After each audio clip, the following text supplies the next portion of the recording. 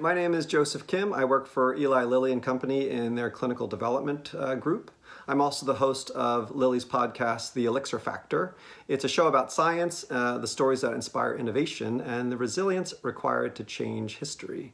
I'm here to talk to you today about clinical trials, actually some of the myths around clinical research, one of which is if you try and get into clinical research, usually the clinical trial team will tell you you're not eligible, and that seems unfair.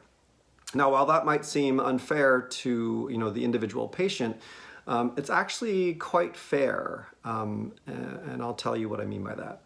So when we do research, we need to create pretty strict criteria as to who can be part of the trial or not.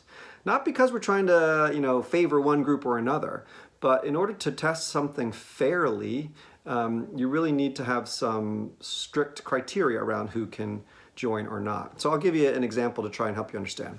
Let's say I came up with an exercise routine called Joe Kim's exercise routine. And I was going to make a claim that this is better than diet and exercise, this is better than CrossFit or Zumba or whatever. And to prove that, I was going to test it head to head against something like that.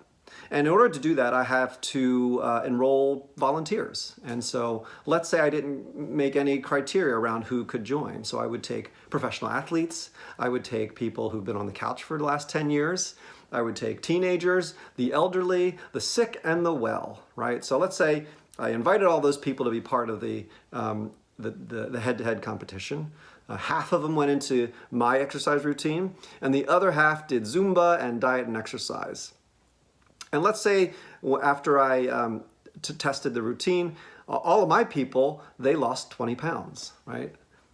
You could start to poke holes in that research because first you'd say, well, tell me who was part of that group that was in your exercise routine.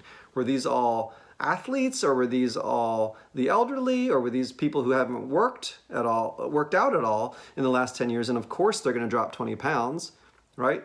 An elite athlete, he or she's going to lose a pound or two because they're already at their peak performance.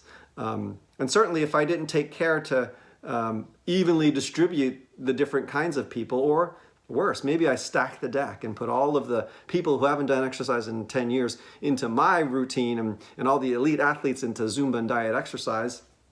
Hey, maybe those people actually gain weight and all of mine lose. So that wouldn't be too fair, would it? So what does that mean? Does that mean we have to look for the specific kind of perfect patient who doesn't exist? No. I mean, oftentimes we as an industry create eligibility criteria that are not as realistic as we'd like, or as realistic as are prevalent in the world. So it is important for us to create a patient profile that we're looking for that actually is prevalent, right? So in other words, we don't want to be looking for men who ask for directions when they're lost, right? Those people don't exist. We want to look for men who often ignore their spouses and drive in circles until they get out of the forest. So anyway, my point is if we don't create strict criteria around who can enter into a specific trial, we're never going to know the truth about whether the drug actually works or doesn't work, or maybe it was the kind of people we enrolled. Because at the end of the day, I think the most unfair thing to the world would be to approve a potential medicine that actually doesn't work, or maybe worse, not approve a medicine that actually does work. And so this is all about experimental design and the kinds of patients we enroll in our studies. Hope that helps.